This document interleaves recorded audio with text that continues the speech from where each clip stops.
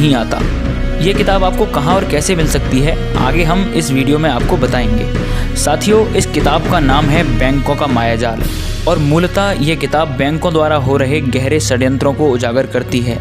ये षड्यंत्र सिर्फ भ्रष्टाचार तक सीमित नहीं है, बल्कि इसको पढ़ने के बाद आपको समझ आएगा कि बैंकों के माध्यम से कुछ लोगों ने इस दुनिया को अपना गुलाम बना लिया है और पूरी दुनिया के पैसे बनाने का अधिकार उन्होंने अपने हाथों में ले लिया है।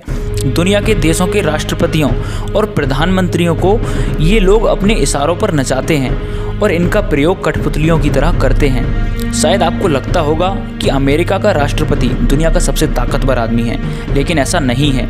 ये किताब पढ़ने के बाद आपको ये बात बखूबी समझ आ जाएगी। और जिस देश के राष्ट्रपति या प्रधानमंत्री ने इन लोगों के विरुद्ध जाने का प्रयास किया, उनको सिर्फ एक ही सज़ा मिली, मृत्यु दंड की। इनमें से कुछ उदाहरण हैं: इराक का तानाशाह सद्दाम हुसैन, लीबिया का शासक गद्दाफी, अमेरिका के राष्ट्रपति अब्राहम लिंकन और जॉन एफ कैनेडी। क्या आपने कभी 1 रुपये का नोट देखा है? 1 रुपये के नोट पर भारत सरकार लिखा होता है, जबकि 2 रुपये से 2000 रुपये तक के नोट पर भारत सरकार नहीं बल्कि रिजर्व बैंक लिखा होता है। आपको शायद ये मामूली सा अंतर लगता होगा, लेकिन इस एक अंतर की वजह से आपके द्वारा दिए गए टैक्स का 60% हिस्सा लूट लिया जाता है और देश से हर साल लगभग 7 लाख करोड़ रुपया सीधे सीधे बैंकों के द्वारा लूट लिया जाता है। इस किताब को पढ़ने के बाद ये बात आपको साफ साफ समझ आएगी। क्या आप जानते हैं कि तेल का दाम सिर्फ 10 रुपये प्रति लीटर है, लेकिन पूरी दुनिया को गुलाम बनाए रखने के लिए इन लोगों ने तेल के दाम को 70 से 80 रुपये प्रति लीटर तक पहुंचा दिया है।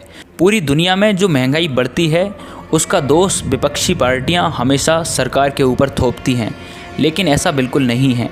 यह पूरा खेल बैंकों के माध्यम से खेला जाता है, लोगों से लाखों करोड़ों रुपए लूटने के लिए, जो कि आपको इस किताब में ही जानने को मिल सकता है। और दुनिया में जितने भी युद्ध होते हैं या फिर जो भी आतंकवाद है, उन सब के पीछे कोई इस्लामिक ताकत नहीं है, बल्कि इसके पीछे अर्थव्यवस्था का एक बड़ा खेल है।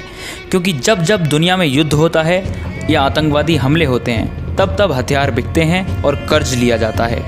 इसलिए चाहे पुलवामा की घटना हो, मुंबई में 26/11 का हमला हो या फिर अमेरिका में 9/11 का, यह सब पहले से तय रहता है। इस्लामिक संगठन तो सिर्फ मोहरा बनते हैं। इन सब के पीछे कौन सी महाशक्तियाँ हैं, यह आपको यह किताब पढ़ने के बाद ही समझ आ सकता है। जर्मनी के शासक हिटलर का नाम तो आपने सुना ही होगा। प्रथम विश्व युद्ध में जर्मनी पूरी तरह से बर्बाद हो चुका था। ब्रेड का पीस लेने के लिए भी झोली भरकर पैसे ले जाने पड़ते थे। लेकिन हिटलर के सत्ता में आते ही 2 साल के अंदर बर्बाद जर्मनी किस तरह दुनिया की महाशक्ति बन गया। और हिटलर से मिलने के बाद नेताजी सुभाष चंद्र बोस को ऐसा कौन सा रहस्य पता चला कि उन्होंने आज़ाद हिंद सरकार और बैंक ऑफ इंडिपेंडेंस बनाकर अपनी मुद्रा जारी कर दी, जिसकी वजह से देखते ही देखते आज़ाद हिंद सेना दुनिया की ताकतवर सेनाओं में 7वें स्थान पर पहुँच गई। भारतीय परिवार संगठन ने इस किताब को दोबारा प्रकाशित कराने का फैसला किया है।